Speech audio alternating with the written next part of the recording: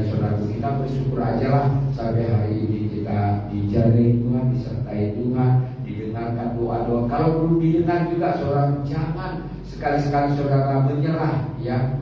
Jangan pernah menyerah, jangan berputus asa. Amin. Kita tidak tahu ke depannya. Itu tadi dikatakan umur 30 tahun, yang tidak tahu, dia terima Yesus. Amin. Selanjutnya kami silakan kepada Tante berikan pemberian bagi Tuhan kita Yesus Kristus. Tuhan sama bagi kita semuanya. Selalu. Berkatilah setiap kita yang menjadi saudara-saudara Tuhan Yesus. Amin. Keluarga Tuhan Yesus yang dikasihi Tuhan. Mari kita buka firman Tuhan dalam Markus 3. Yesus dan saudaranya. Lalu datanglah ibu dan saudara-saudara Yesus. Sementara mereka berdiri di luar, mereka menyuruh orang memanggil dia. Ada orang duduk mengelilingi dia. Mereka berkata kepadanya, lihat, ibu dan saudara-saudaramu ada di luar dan berusaha menemui engkau. Jawab Yesus kepada mereka, siapa ibuku dan siapa saudara-saudaraku? Ia melihat kepada orang-orang yang duduk di sekelilingnya itu dan berkata, ini ibuku dan saudara-saudaraku. Barang Siapa melakukan kehendak Allah, dialah saudaraku laki-laki, dialah saudaraku perempuan, dialah ibuku. Ya, itulah inilah Yesus dan saudara-saudaranya. Dari nas ini ketika datang ibunya sendiri dan saudara-saudaranya Yesus, sementara mereka berdiri di luar, lalu menyuruh orang lain memanggil Pak Isin contohnya, memanggil Pak Siahan contohnya, atau memanggil kalian gitu. Dan ada orang banyak duduk mengelilingi Yesus. Ada di sini kan ada teman-teman kita yang mengelilingi kita.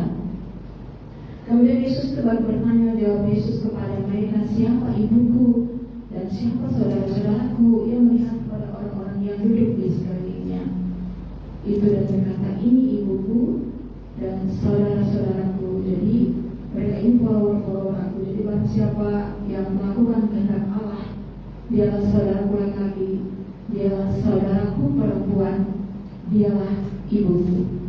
Kenapa tidak dibilang bapak ya? Dia sudah punya bapak sayang. Ini ya, kalau nggak ada bapak yang bilang ibu ya, ada saudaranya sister, and then ada brother, and then ada my mother. Why there is no my father? Because he already has his only own father ya. Berarti karena dia kan udah punya bapak tuh di surga ya. Berarti yang di bumi ini dialah ibuku. Ya, dialah saudaraku. Jadi kita mengerti ya, orang-orang yang melakukan kehendak Bapa itu dialah saudara Tuhan Yesus dan dialah saudara kita. Konektif dengan Matius 25. Ya, ada orang yang akan menerima kerajaan Bapakku. Ada orang yang akan menerima kerajaan Bapakku.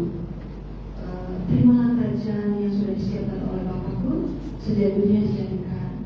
Pada waktu aku lapar, engkau kasih aku makan. Pada waktu aku tidak ada tempat tinggal, engkau kasih aku tempat tinggal. Siapakah saudara-saudaramu Tuhan Yesus? Orang yang paling hina di bumi ini, orang yang paling hina, dialah saudaraku.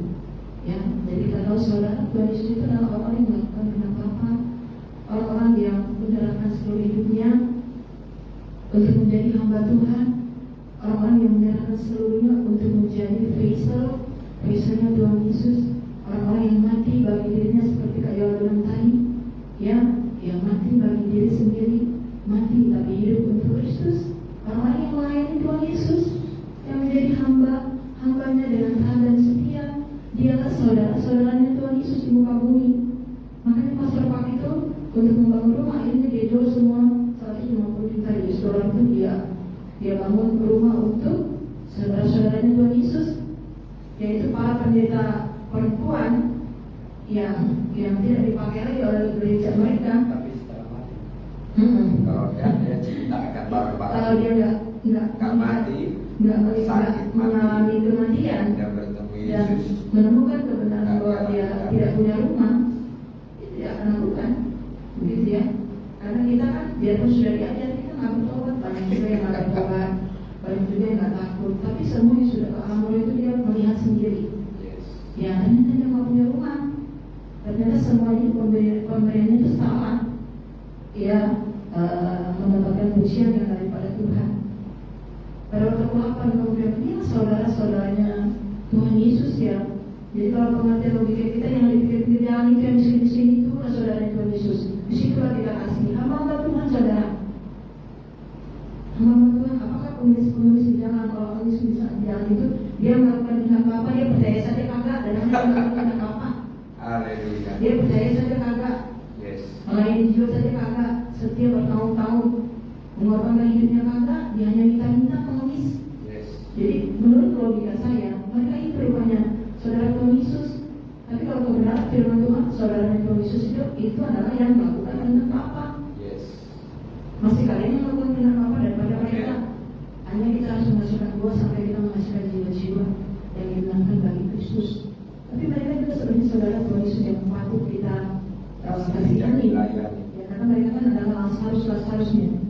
Lazarus yang ada di muka bumi yang perlu dikasih dan demikian juga. Jadi kita mengerti saudara-saudara Tuhan Yesus itu adalah saudara dia laki-laki orang yang sudah memberikan hidupnya untuk melayani Tuhan. Jadi dalam arti konteks yang selalu kita mengerti orang yang sudah percaya, orang yang sudah terima Yesus, orang yang sudah dilahirkan kembali oleh firman dan Roh Kudus, orang yang sudah menyerahkan hidupnya total untuk melayani Yesus, untuk menjadi misionaris, menjadi hamba Tuhan, menjadi followernya Tuhan Yesus, menjadi sahabat Tuhan Yesus yang melakukan kehendak Bapa.